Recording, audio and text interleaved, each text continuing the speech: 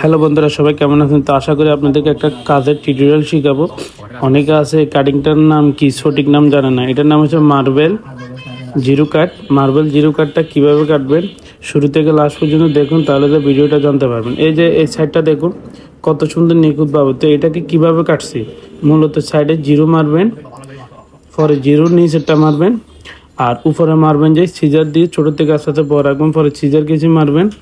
মারার পরে দেখবেন নিখুঁত রাউন্ড শেপ যেটা দেখতেছেন অ্যাকুরেটলি এভাবে রাউন্ডটা কানের পাশ রাখবেন, চিকন করে রাউন্ডটা কাটবেন, কোনাটা অ্যাকুরেটলি মিলাবেন, আর গেড়িটা অ্যাকুরেটলি গেড়ির সাথে মিলে দেবেন স্কোয়ার স্টাইলে। তাহলে জিনিসটা আপনার নিখুঁত দেখতেও খুব ভালো লাগবে। ট্রাই করবেন এই স্টাইলে কাটার জন্য। সেম ওই পাশ এই পাশ যেভাবে কাটবেন সেম ওই পাশে যেমন এভাবে যদি ছোটো থেকে আস্তে আস্তে বড় রাখি কাটেন, তাহলে তো আপনার পেজ গোল থাকলে মার্বেল কাটটা অনেক জোস লাগবে। এই দেখুন, এই যে সেম টু সেম দোনো পাশ থাকার কারণে কোনারা একেটলি কাটবেন, রাউন্ড একেটলি কাটবেন, পিছনের শেপটা দেখুন কত নিখুঁতভাবে একটা বিট পাবেন না।